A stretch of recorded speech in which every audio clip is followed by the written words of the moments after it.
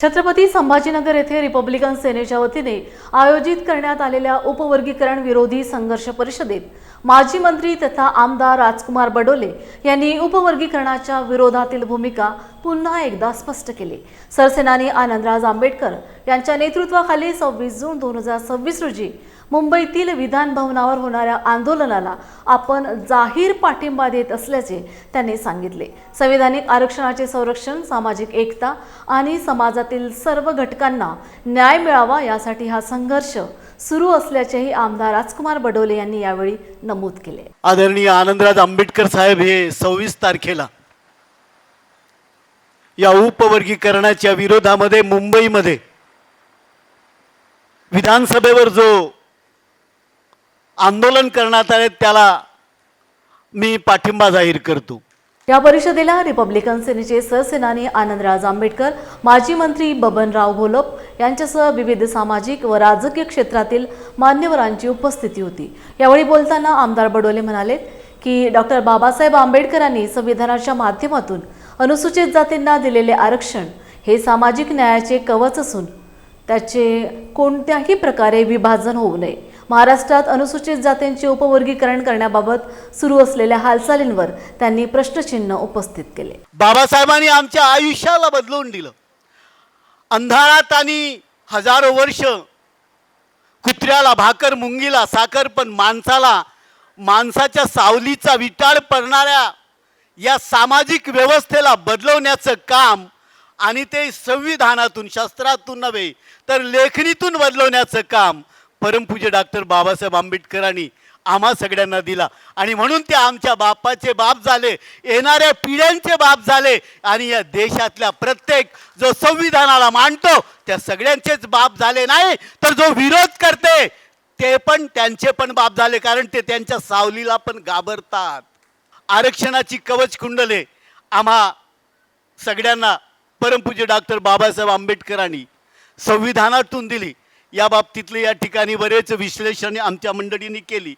कलम 14 असेल, कलम 15(4) असेल, कलम 15(5) असेल, कलम 16(4) असेल, कलम 16(4)A असेल, कलम 17 असेल, कलम 46 असेल, अशा असंख्य संविधानाच्या अनुच्छेदातून परमपूज्य डॉक्टर बाबासाहेब आंबेडकरांनी आम्हाला आरक्षणाची शस्त्र आम्हाला या ठिकाणी दिले। बडोले यांनी सांगितले की सर्वोच्च न्यायालयाच्या 1 ऑगस्ट 2024 निर्णयानंतर राज्य सरकारने बदर समितीची स्थापना केली। मात्र समितीच्या कार्यपद्धतीत अनुसूचित जातीतील विविध घटक, विचारवंत, कायदेतज्ञ आणि समाज प्रतिनिधींना विश्वासात घेण्यात आले नाही। मितीने सादर केलेला अहवाल वस्तुनिष्ठ आणि सांख्यिकीय माहितीवर आधारित आहे का, याबाबतही त्यांनी शंका व्यक्त केली। अनुसूचित जातींमधील 59 जातींपैकी कोणत्याही समाजाचा आम्ही विरोध करत नाही, मात्र समाजात फूट पाडून उपवर्गीकरणाचा मार्ग स्वीकारणे योग्य नाही। सरकारने विविध समाजांच्या विकासासाठी स्वतंत्र योजना, महामंडळे आणि आर्थिक तरतुदी वाढविण्यावर भर द्यावा असेही त्यांनी स्पष्ट केले। संदेशनं मगाशी सांगितलं बऱ्यापैकी, महाराष्ट्रातील 59 जातींपैकी आम्ही कोणत्याही जातीचा विरोध करत नाही। आम्ही परमपूज्य डॉक्टर बाबासाहेब आंबेडकरांच्या विचारावर चालणारी सगळी मंडळी आहोत आणि हा देशच भारतीय संविधानावरच चालतो।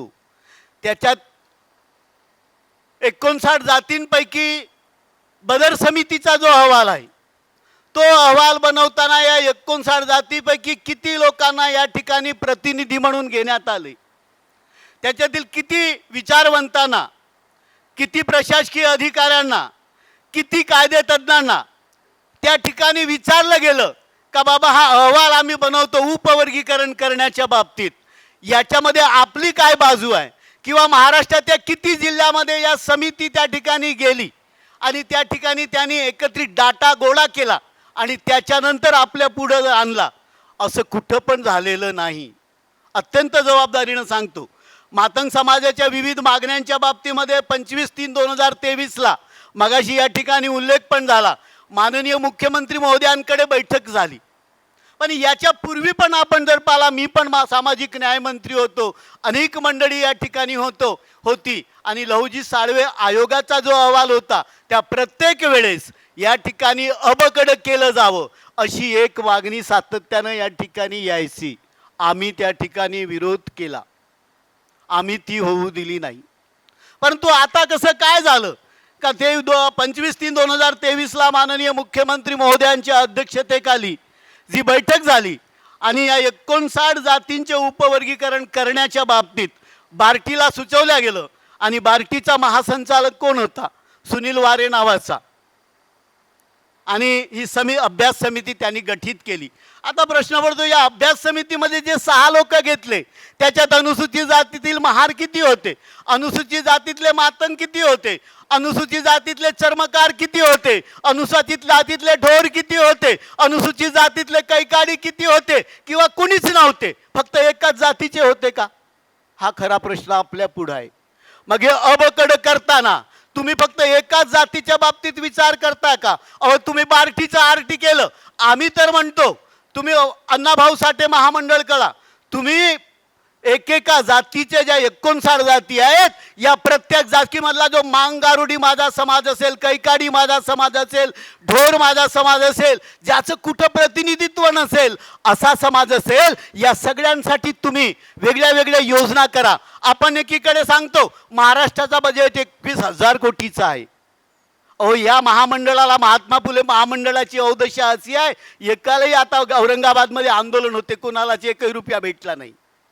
अजूनही राज्य सरकार त्याचा फायनान्स डिपार्टमेंट त्याची हमी घेत नाही.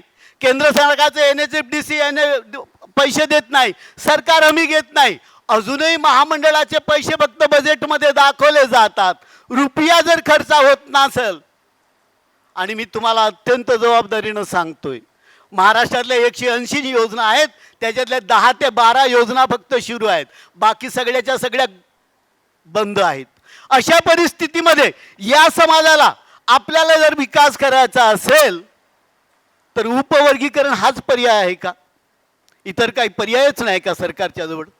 परंतु जाती जातीमध्ये झगडं लावणं, जाती जातीमध्ये त्यांच्यामध्ये तंटे निर्माण करणं, अशा पद्धतीचं जर होत असेल तर ते काही योग्य नाही. राज्यात अनुसूचित जातींसाठी राखीव असलेल्या सुमारे 2.5 लाख रिक्त पदांचा प्रश्न अद्याप प्रलंबित असल्याचे सांगत प्रथम ही पदे भरावीत आणि पदोन्नतीतील आरक्षणाचा प्रश्न मार्गी लावावा अशी मागणीही त्यांनी केली. आनंदराज आंबेडकर यांनी आयोजित केलेल्या या संघर्ष परिषदेचे कौतुक करताना बडोले म्हणाले की संविधानिक आरक्षणाचे संरक्षण, सामाजिक एकता आणि सामाजिक न्याय टिकवून ठेवण्यासाठी ही परिषद महत्त्वाची भूमिका बजावत आहे. परिषदेत उपस्थित कार्यकर्ते आणि समाज बांधवांनी उपवर्गीकरणाच्या विरोधात एकजूट कायम ठेवण्याचा निर्धार व्यक्त केलाय. आता महाराष्ट्रातच जर तुम्ही पाहिलं, अनुसूचित जातीच्या साधारणतः 2.5 लाख जागा रिक्त आहेत, भरल्याच गेल्या नाहीत.